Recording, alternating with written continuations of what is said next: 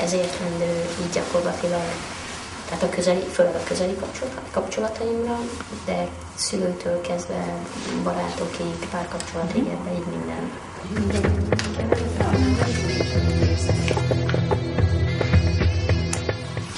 Na hát az első sorba tettük a férfiakhoz való viszony, tehát hogy mi az, ahogy eddig viszonyultál, és mi az, ami fele tartasz, akkor ezt nézd meg.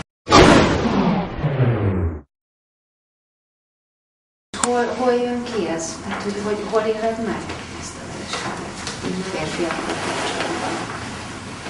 Hát akkor, amikor már kellően a bizalommal fogadom, hogy jó, akkor ez már úgy valami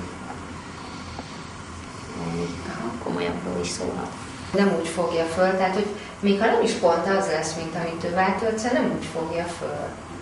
Tehát mindent sikerként könyvel, hiszen élek. Ja, élek, tanultam valamit, megmertem próbálni, erős vagyok. Erre konkrét fizikai kegyetlenség jut eszembe erről a képről. Egyrészt pedig lehet, hogy a kegyetlenséget lehet pozitív értelemben, és most lehet, hogy az adna valamit. Igen, hát a kegyetlenség azt is jelenti, hogy tudok dönteni. Igen. Tehát választani. Ezt kell elengednem. Ezt kell elengedni. Ezt kell kidobni. És ez a híd és ez a katalizátor. Aha.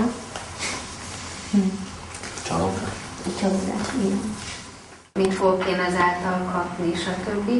És hogy ez tök fájdalmas. És hogy ezen így keresztül kell menni, és a fájdalmával, tehát nem így alapból, ahogy itt van, hanem ezt megélve.